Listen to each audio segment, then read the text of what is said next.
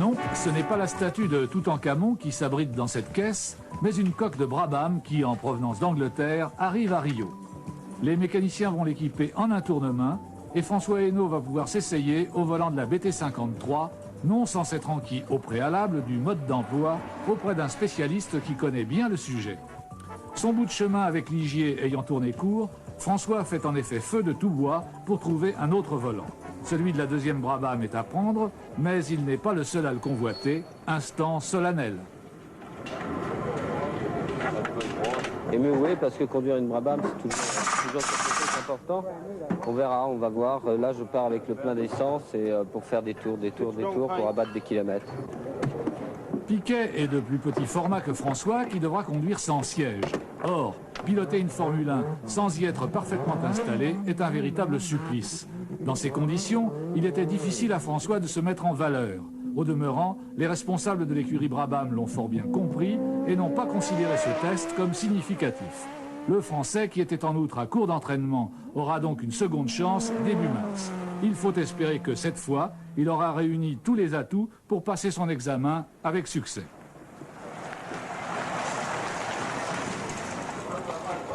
The top up very fast, 130 and come back 125. François, comment c'était? C'était sensationnel. Sensationnel parce que après 4 mois reconduire et conduire une Brabham sur un tel circuit, c'est génial. C'est vraiment un très très bon moment et malheureusement quand on a perdu l'habitude après 4 mois, il est difficile de se remettre dans le bain très très vite. Alain Prost m'avait dit, tu verras, les premiers tours sont très durs parce qu'on se remet et Rio est un circuit difficile. Mais là, j'avoue que les crampes sont venues assez vite et pendant un mois, je vais faire du sport tous les jours et là, il n'y aura pas de problème. Parmi les nouvelles voitures effectuant leur début à Rio, la RAM. Cette équipe britannique qui disputa l'an dernier sa première saison de Formule 1 avec des moyens modestes, s'est assuré cette saison un financement plus confortable et s'est fixé des objectifs plus ambitieux. À cet effet, elle s'est nettement renforcée. Côté mécanique, les rames continuent à être équipées du 4 cylindres Hart, mais avec l'assurance, cette fois, de disposer des moteurs les plus compétitifs, ce qui n'était pas le cas l'an dernier. Les premiers essais ont mis en évidence un problème de surchauffe, mais le nouvel ingénieur en chef, l'allemand Gustav Brunner, un ancien d'ATS, comme le nouveau pilote Manfred Winkelhock d'ailleurs, va améliorer le système de refroidissement. Philippe Alliot, qui a gardé son volant chez RAM, se montre très confiant. Je suis un pilote heureux parce que l'année dernière, j'étais effectivement dans un team de seconde zone, un mauvais team on peut dire. J'ai fait mes premières armes et j'ai mis un pied dans la Formule 1 par la petite porte. J'ai réussi à acquérir la confiance de cette écurie l'année dernière et chance pour moi, une écurie qui progresse énormément cette année. Alors je suis un pilote satisfait pour le moment. Et non, ce n'est pas une Renault. Méconnaissables les Williams sous leur nouvelle couleur. Pourtant, c'était bien les voitures de la saison 84 qui étaient en piste à Rio. Avec leur puissant V6 Honda, les Williams figuraient parmi les favorites au début de la saison passée. Mais leur moteur, d'une fiabilité incertaine, était trop pointu et leur châssis, pas assez rigide, était mal équilibré. Aussi ont-elles déçu. Chacun sait cependant que l'opiniâtreté est l'une des vertus cardinales des Britanniques qui ont travaillé ici sans éclat, mais avec assiduité. Pendant que Mansell se familiarisait avec sa nouvelle équipe, Rosberg a mis à l'épreuve nombre de nouveautés, dont quelques-unes plutôt insolites. Ainsi, regardez. Des freins à double disque pleins, en carbone, enserrés dans des étriers flottants.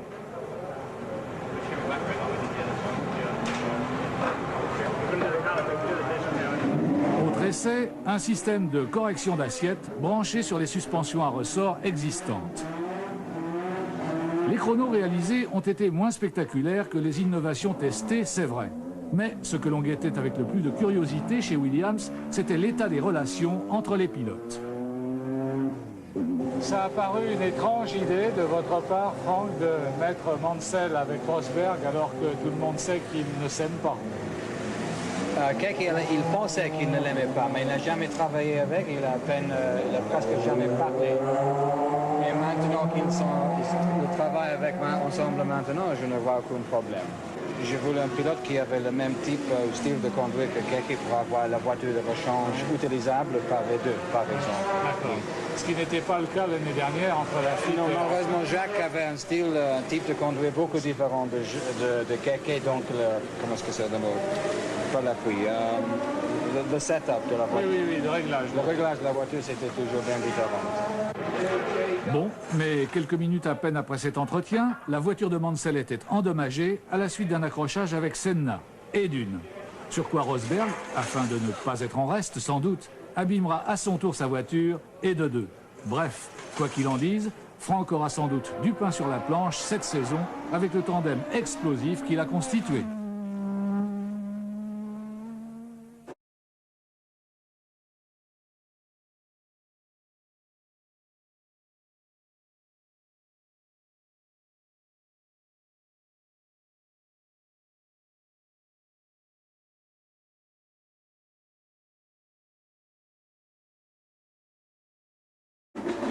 Il y avait aussi une Tyrrell en piste avec son traditionnel moteur Cosworth. Mais ce n'est que provisoire.